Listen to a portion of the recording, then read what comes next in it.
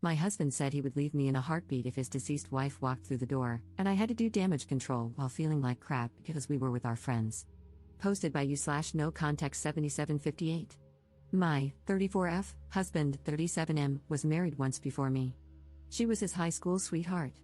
They started dating in their junior year, survived long distance during college, and got married when they were both 23, very shortly after graduating.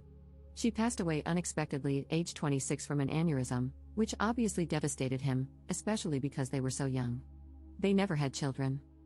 He contemplated never remarrying because he was so heartbroken, but we ended up meeting about 4 years after that.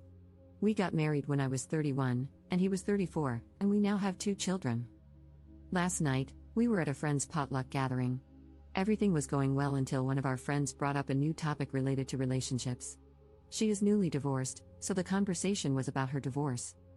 Others chimed in with stories about past relationships from high school, college, etc. I mentioned that I never thought I would get married because my luck with men had always been terrible until I met my husband, and I said I felt very lucky to have met him. After a little while, my husband brought up his deceased wife. Everyone knows he was married before me and that she passed away.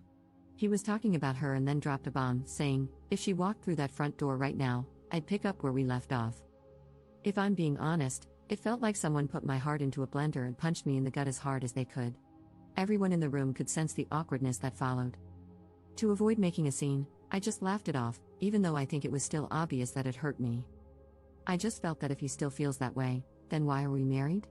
I've never asked him to get over his wife. I have never experienced the loss of a spouse or even a partner, so I'm unsure how that feels. But I would never say something like that in front of my new spouse. After the gathering, we left, and I did not speak to him the entire car ride home or much the entire night. I did tell him that what he said hurt my feelings deeply and that we could talk in the morning once I had calmed down because I didn't want to say something mean to him. I ended up sleeping on the couch because he wouldn't leave me alone. It's now the next morning, and I barely slept. He is still sleeping. I'm not really sure what to say or what he will say. Relevant comments. Commenter. It's one thing to acknowledge a deceased partner and know that if they were alive, you wouldn't be together because you wouldn't have met in that capacity. But he was disrespectful and hurtful on another level. Did he just lob this bomb for no reason? Like, was it a pass the salt? And by the way, I would drop off for my dead wife in a second. I'd be feeling like crap and angry, truly wondering what role I play in this relationship outside of being a bedwarmer. Not the jerk at all. Ops response. He started off by saying that he had never been in a serious relationship until his first wife. He had little relationships in middle school and early high school, but she was the first one he ever felt serious about. Then he said what he said. Everything was fine until he said it. I'm also not opposed to him speaking about her, we've talked about her before. Commenter 2. He probably could have worded it better, but the only reason you're where you are is because she isn't. It's not that he doesn't love you more than anyone on earth, but she is an idea that still seems ideal in his mind. You may also not fully understand the depth of their bond, given how long it lasted. I don't blame you for being a little taken aback, but he's there for you, loves you, and is committed. Isn't that enough? Ops response. Yes, I've acknowledged that the only reason I am together is because she is gone. That is obvious, and anyone with a brain would piece that together quickly. It's just that what he said was mean. He could have kept that to himself. I would never say something like that to him or in front of him, even if I felt it. Commenter 3. Okay, what else did he say? Because I absolutely, 100% believe that he said this hurtful thing, and it has stuck in your mind, bothering you.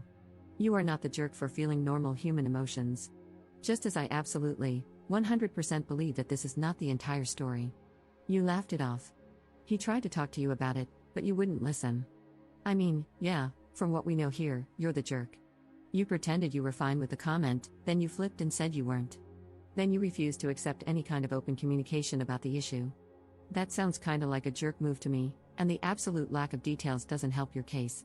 The fact that you are willing to talk about this with internet strangers but not your partner is also not a good look. Are you the jerk for feeling hurt? Not at all. Are you the jerk for crapping all over your husband's mistake? Yes, you're the jerk. I hope you approach the morning discussion with a calm head and an open heart. I hope you process your feelings. I hope your husband apologizes for hurting you. Ops response. I did not say anything after it happened because I was shocked, hurt, confused, and embarrassed. It came out of left field.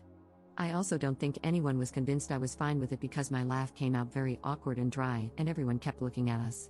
I was also quiet for the rest of the night, I'm a huge chatterbox. I did not speak with him once we returned home because I was not sure how to communicate what I was feeling without saying something I didn't mean, so I kept my mouth shut until I could process my feelings. It's also easier to speak with internet strangers because I'm not married to the people commenting. I'm just venting here. What I say here doesn't matter in my marriage. I provided fewer details because I didn't want this to be too long. Some people prefer when you get straight to the point and only include important details. However, since I'm new to this app, I wasn't sure how much detail was enough, if that makes sense. And lastly, I'm not the jerk for being upset, but I am the jerk for being upset. That's basically what you've implied. If you read some of my other replies, not saying that you need to because there's so much to read here now, I've explained to people that I was patient and understanding of my husband's grief for years. I doubt he would have found a woman so soon after his wife's passing who would have sat around and listened to him bring her up as often as he has. Not everyone is compassionate. Update 11 hours later. I also tried to reply to as many comments as I could, but they were flooding in, and I got a bit overwhelmed. I may still try to read and reply to them. Many brought me to joyous and grateful tears. Also, booze was not involved in the sense that he wasn't drunk. My husband is 6 feet 3 inches and almost 250 pounds. He had eaten quite a bit and had one beer. He was practically sober. Anyway, we talked. I asked him to let me go first and not to interrupt. He doesn't usually interrupt anyway. This isn't verbatim, just a rough sketch of how things went. I also included points some of you made, without mentioning that I posted about this, of course. I just want to say that I do not hate you for what you said. I understand where you were coming from. She died, and it was something neither of you saw coming. I could never ask you to get over her or to forget her because I know how much you loved her. She was your first love. I do understand that if she hadn't passed, we likely would not be together, and you too likely would be. I have always understood this. But to say what you said hurt my feelings and embarrassed me. Even though her coming back from the dead is impossible, if it were, you would leave me and the children? It was probably one of the worst things anyone has ever said to me. It is clear your feelings about her are still raw, and it still hurts. I want you to get counseling, and I want couples counseling very, very soon. He then apologized profusely, teared up, and said how he did not mean to hurt me or embarrass me in front of our friends. He basically said that he thought about it before he went to sleep and realized that he should have kept it to himself. I mean, I can't be angry at him for what he thinks. He loved her, and she died. His feelings are also valid here. He also said that he would never leave me and the children and that what he said was just a poorly thought out and poorly worded statement. He wasn't thinking clearly, and when he said it, he immediately felt that maybe it came out wrong. I asked him how he would feel if I said that to him. He said, "Yeah, it's bad. I know. I shouldn't have said it. I wouldn't be happy. I know you aren't happy. I should have apologized in front of everyone as soon as I said it, or not have said it at all." I then asked him to think of the children and said, "It's like you saying, hey, children's names, if my dead wife walked through the door, I'd pack my bags and never speak to you guys again." And then it really got uncomfortable. After some silence, I had no idea what to say after that. He asked me if I wanted a divorce. I asked him why he thought I would want a divorce, just to see what he would say. He said he didn't know. I didn't answer his question and instead said that we needed to look into counseling, that he needed to get counseling for himself and that we would go to couples counseling. I told him that if the answer was no, I wasn't interested in moving forward. This isn't 100% about the comment anymore. I need to know if he is willing to make the necessary changes and put in the work to fix what he messed up. Because if he were to dismiss my feelings or refuse counseling, it would mean he doesn't think this is that serious and that he may not take me seriously. I also said this to him. Some of the comments also suggested that I take the kids elsewhere. I agreed with this because it would be difficult to get through this while also parenting. I have a very young daughter and a toddler son. They are currently with my parents for the weekend, and I'll be getting them Sunday night, so this gives us time to really work on things. He suggested that he sleep on the couch instead of me. I have nowhere else to go. I haven't told my parents because I really want to keep this between me and him as much as possible. Family and friends tend to jump to judgment too quickly and sometimes offer extreme and harmful advice. It's also embarrassing. Luckily, we both have very good insurance that will help with counseling. I told him that it seems like whatever counseling he got after her death wasn't enough, and that he wasn't consistent with it like he should have been. With trauma like that, I personally would have been in counseling for years before even considering remarriage. He agreed. He was only in it for about a year and then stopped once he moved away from his hometown. He never got back into it. He also agreed to individual and couples counseling. He kept apologizing and telling me he loved me all day. It was also so difficult to be around him because he kept looking at me. I couldn't think. It was like he would try to say something and then just stare without saying anything. With the kids gone, there's nothing to really do except talk, so we talked again right before dinner time. He asked me if I wanted him to cook or buy something. To be honest, I still wasn't hungry, so I just told him he could pick something up for himself and that I wasn't hungry. That prompted the second discussion. I realized he must feel very bad because he noticed I hadn't really eaten much all day. He kept asking me to eat. I wasn't sulking too much or anything, just doing my usual tasks but not speaking or eating as much. Because we're home together all day, he noticed this. He asked me one more time to please eat dinner with him, so I agreed. During dinner, he told me that he had looked for counselors himself and wanted me to see if I thought they were okay, and that he would keep looking. Last stretch, sorry. After all of that, I told him that we can't really predict anything until we've met with therapists. I don't want him to keep saying sorry, I want work and change. And then maybe we can move forward, but this is the first step. I don't want to just leave him. I'm also not saying divorce is off the table. I think he is still hurting from her death, and his judgment is very, very clouded.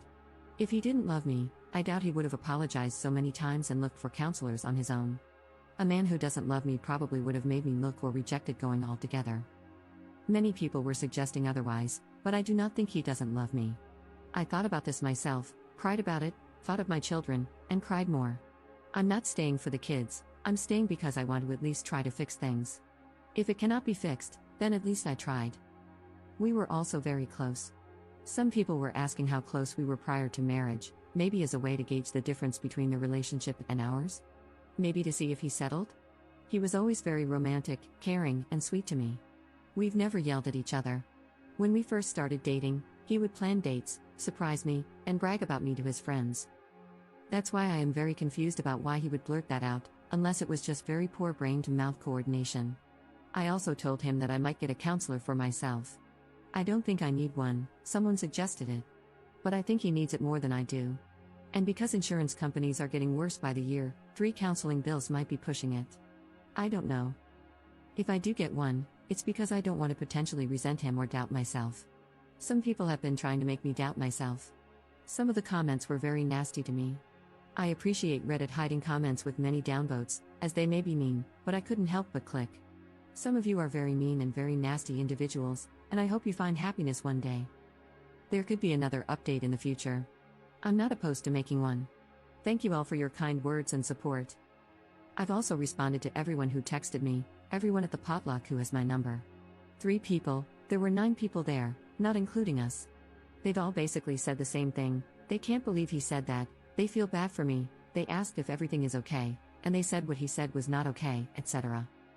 He showed me some of the texts between him and his friends, and some made me cry with how kind they were towards me, basically telling him that he wasn't necessarily wrong for thinking that, but he was wrong for saying it. I told him I loved him as well, and I have never not loved him, even for a second. I said that I wasn't angry with him and didn't want him to, I guess, suffer for what he said. But I was just hurt and needed him to know that it did hurt me, and for him to respond how he saw fit, and we'd go from there. That's all for now. I could possibly answer more questions here if you have any. I try to answer some of the more frequently asked ones that I saw. Again, sorry for this being so lengthy. Have a nice weekend, everyone, and thank you again. Relevant comments. Commenter. My 2 cents, constantly telling you how sorry he is does not prove that he loves you. It proves that he realizes he messed up big time and is afraid of losing what he has. He might consider your marriage a comfortable space and your family life a convenience. I'm not saying this has to be the case, maybe he really loves you, but what I am saying is this, just being sorry is not proof of love, it's proof that he is afraid of losing something. Counseling is the way to go, good luck. Ops response. This is what I've been thinking, actions speak louder than words. Some people are upset that I want him to put in the work for whatever reason. I doubt many of these people are married, divorce is not like breaking up. It's a huge deal. We have built a life together. Him showing me that he loves me would mean going to therapy to help himself, because that would make him better in our marriage. It's clear he hasn't healed enough to be present for me, and that is unfair, his own recent words. Commenter 2. I guess I'm the only one who thinks she is taking this way too far. He apologized and admitted that it was a half-formed thought that didn't come out right. He didn't seem to make excuses, just explained why he said it. Now she is thinking about divorce and making all kinds of demands when the most he did was make an insensitive comment and start looking for counselors. You people need to stop telling her that she handled this perfectly because she didn't. She is pouting at home when she should have just accepted his apology and moved on. Being jealous of the dead wife is dumb. Ops response: no, you're not the only one. But that's okay. No one in their right mind is jealous of someone buried in the ground. If I were jealous of her, I would have asked him to never speak of her with me. Whenever he spoke of her, I never shut it down. That would have been cruel. I was a safe space for him to speak, and the only demand I made was for him to go to counseling.